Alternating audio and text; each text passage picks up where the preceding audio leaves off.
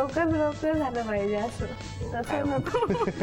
ते लवकर मी म्हणून किती वेळा पडलं हो. आणि या घाईघाईतच मग घरी पण पडते हो ना. पुढची तिसरी अपेक्षा. राग आता तरी खूपच कमी झालाय तर असंच राहिलं पाहिजे. राग? खूप राग होता. Okay okay. राग आता कमी नाहीये. झाला. हा कमी व्हायला पाहिजे. अजून कमी व्हायला पाहिजे. काय हो होईल. होणार. तुमच्या 3 अपेक्षा सांगा. माझ्या तिच्याकडून काही अपेक्षा नाही आहे. माझा प्रेमविवाह आहे. तर माझं प्रेम काय आहे असतं तिच्यावर. म्हणजे मी प्रेम केलं तिच्यावर. तर माझ्या अशा स्पेशल काही अपेक्षा नाही. फक्त एक रागाला घेऊनच आहे की थोडीशी रागेष्ट आहे तर थोडासा राग कुठेतरी. यांनी हां. मग तुम्ही काही रागाच्या अंताक्षरी खेळ कमी करा राग तुम्ही पण. हां ओके. दुसरी अपेक्षा. नाही, माझी एकच अपेक्षा आहे. तुमची एकच अपेक्षा आहे. व्हेरी. आज सॉरी म्हणायचं तर कोणाला आणि थँक्यू म्हणायचं तर कोणाला? थँक्यू बोलायचं असेल तर मी माझ्या पूर्ण फॅमिलीला बोलेल. माझ्या आई पप्पांनी, ताईनी, दादानी यांनी खूप मोठ्यापणाने मोठ्या मनाने आमचा स्वीकार केला.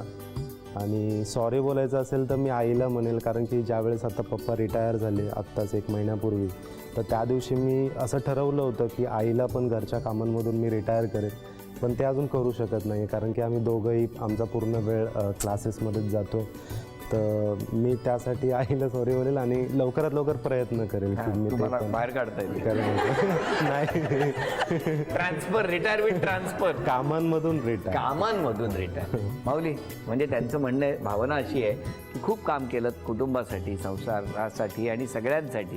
आता जरा स्वतःच्या तब्येतीकडे काळजी करा, लक्ष द्या, थोडी विश्रांती घ्या. तुम्ही सॉरी म्हणणार तर कोणाला आणि थँक्यू?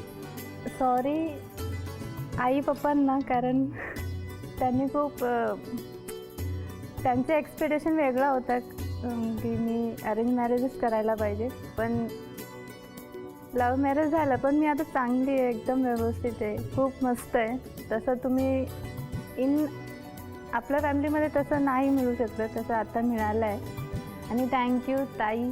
खूपच त्यांचा सपोर्ट, आईंचा सपोर्ट, बाबांचा सपोर्ट आज म्हणून आम्ही खूपच चांगले त्यांच्यामुळे. गुड. आणि तसेच राहा. हां? कधी आलो तर आम्हालाही मेदू वडे वगैरे, सांबार, रसम. डोळ्यात पाणी आलं. कारण बरोबर आहे की कितीही नाही म्हटलं तरी सुद्धा प्रेम केल्यानंतर त्यावेळेला 2 कुटुंबांची मनं नकळत दुखावलेली असतात. आणि मग आपण त्याला असं वाटायला लागतं की हे सगळं जे काही घडलं ते आपल्यामुळे घडलं. सुदैवाने आज सगळं चांगलं आहे आणि ते आणि उत्तरोत्तर चांगलंच होत जाणार आहे. आईवडिलांनी सुद्धा त्याच इच्छा व्यक्त केलेल्या असतात दोघांच्याही सुखाच्या. आणि त्याप्रमाणे दोघेही एकमेकांची काळजी करा. हो. सुखात राहा, आनंदात राहा, हसत राहा. हां, या गप्पा, हे हसणं सुरूच आहे. पण आत्ता झी मराठीकडून ही भेटवस्तू तुमच्यासाठी. अभिनंदन. थँक्यू. असं वाटलं की हरकत नाही आता आपल्याला हिला आपले फिलिंग्स सांगायला हरकत नाही आहे. तुम्हाला कधी अंदाज आला होता की? मला तर कळतच नव्हतं म्हणजे ह्याला मी आवडत असेल काही असेल. कारण असं काही प्रपोज हे ते काही झालं नव्हतं. पण ते भेटायचो आम्ही रेग्युलर. म्हणजे कधी ती लोक भेटणार तेव्हा. मग नंतर हळूहळू आम्हीच आपसात म्हणजे आमचं बोलणं सुरू झालं. मग त्यालाही आठवत नाही की काय माहिती नाही. पण त्याने अगदी बिचाऱ्याने एकदम घाबरत रस्त्यात मला म्हटलं हा का माझ्या पाठीपाठी एकदम थांबवलं आणि मला सांगितलं बघ मला तू आवडतेस आणि मी तुला कधीच सोडणार नाही, असं याने मला प्रपोज केलं होतं. काय असं बोललं? हो. म्हणजे म्हटलं पहिला तिला विश्वासात घेऊ कारण आधीच तिला काही पटत नाही कोणती गोष्ट. आणि आता आपण रेग्युलर बोलतोय परत त्याच्यात पुढे काही नवीन भानगड नको व्हायला. नाही बरोबर आहे. हो. आणि त्याच्यात स्वभाव तसा अड्डे. हो. मी म्हटलं बहुतेक मी बदलू शकेन पण नाही झालं. पण अजून तसं मी घाबरतो. घरी कधी कळलं मग? घरी बस असं साधारण वर्ष 1.5 वर्ष चालू होतं. मग त्याच्यानंतर हळूहळू घरी कळायला लागलं. मग घरून प्रेशर यायला लागलं. म्हणजे असं तर ते म्हणत नव्हते की तुमचं काही असं आहे वगैरे. मग घरून मला सांगायला लागले अरे तुझ्यासाठी स्थळं येत आहेत आता काय अमक्याची मुलगी आहे तमक्याची मुलगी आहे तिकडे तुला बघायला जायचं आहे किंवा ते घरी येणार आहेत. मग मी सांगायचो नाही सध्या आपल्याला काय बघायचं नाही आहे. मग ते असं करता करता मग आईला पण तो संशय तिचा वाढत गेला की हा नेहमीच का नाही सांगतो. आणि भाऊ तर सांगायचाच. मग फायनली कधी घरी कळलं? किती मला वाटतं 2-1 5 वर्ष आपलं अफेअर होतं. काय काय एक दुजे केली आहे दोघं, म्हणजे 2-1 वर्ष 5 वर्ष अफेअर आहे, नक्की ठरवा ना काय. 5 वर्ष बघा मी सांगते तुम्हाला 89 मध्ये मी 12th मध्ये होती.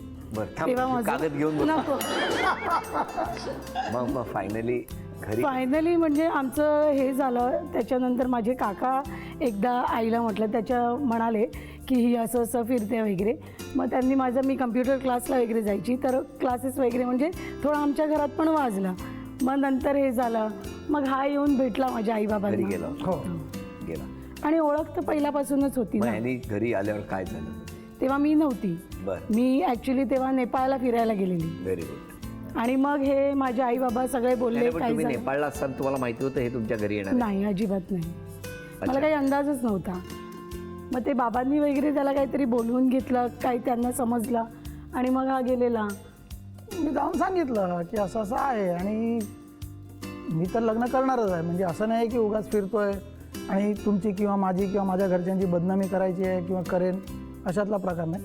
तुम्हाला माझ्यावरती विश्वास आहे की नाही हे मला सांगा, पण मी 100% लग्न काय करणार. प्रतिक्रिया काय होते? आधी थोडासा शॉक होता त्यांना, पण कारण तसे फॅमिली वाईज ते पण माझ्या फॅमिलीला ओळखत होते, दोन्ही कुटुंब माहिती हा, आहे. दुसऱ्यांना माहितीमध्ये होते, त्यामुळे ते पूर्वीपासून. बोलले, पण मग ठीक आहे. नेपाळवरून आल्यावर तुम्हाला जेव्हा हे कळलं तेव्हा काय प्रतिक्रिया होती?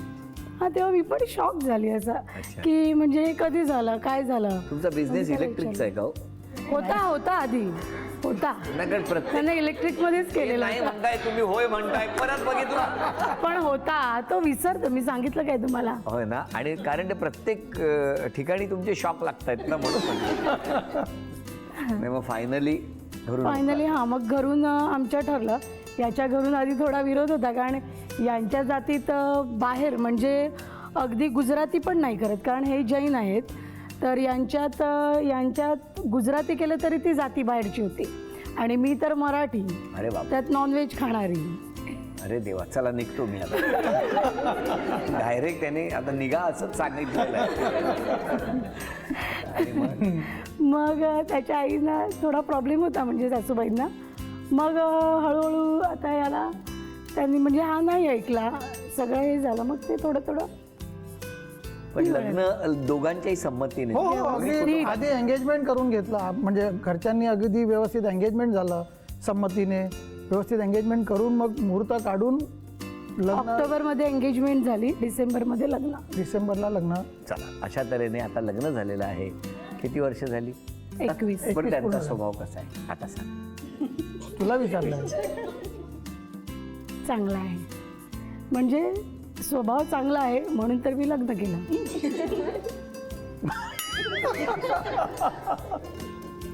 आणि तुम्ही काय स्वभाव वाईट आहे म्हणून लग्न केलं? या वहिनींचा स्वभाव कसा? हे चांगलं आहे. थोडंसं राग लवकर येतो, पण चांगला आहे. गट. या गप्पा सुरू असतानाच आता पहिला खेळ कुठला तो बघ. डॉमिनोजचा मनोरा. 4 टप्पे झाले की 1000 रुपयाचं बक्षीस मिळणार आणि त्यानंतर प्रत्येक टप्प्याला 200-200 रुपये वाढ होत जाणार.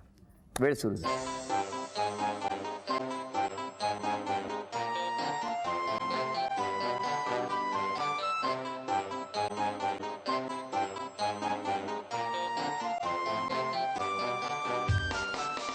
चला, 1000 रुपयाचं बक्षीस मिळालेलं आहे. अभिनंदन. 1200 मिळणार का? मिळाले.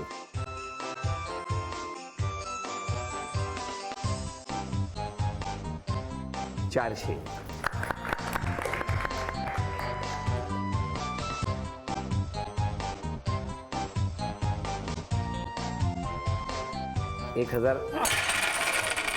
$1400 रुपयाचं बक्षीस तुम्हाला मिळालं. अभिनंदन. बांधली आहेत आतापर्यंत? बरीच ट्राय केली आहे. ट्राय केली आहेत म्हणजे म्हणजे आता प्लॅनमध्ये पण भरपूर आहेत ना. अच्छा, तशी बाहेर कमर्शियल घर आमची एकच घर आहे. मी फक्त चेहऱ्यावरती बघतोय त्यांच्याकडे आणि तेवढ्यात त्यांनी किती उत्तरं दिली, मला टेन्शन आलं.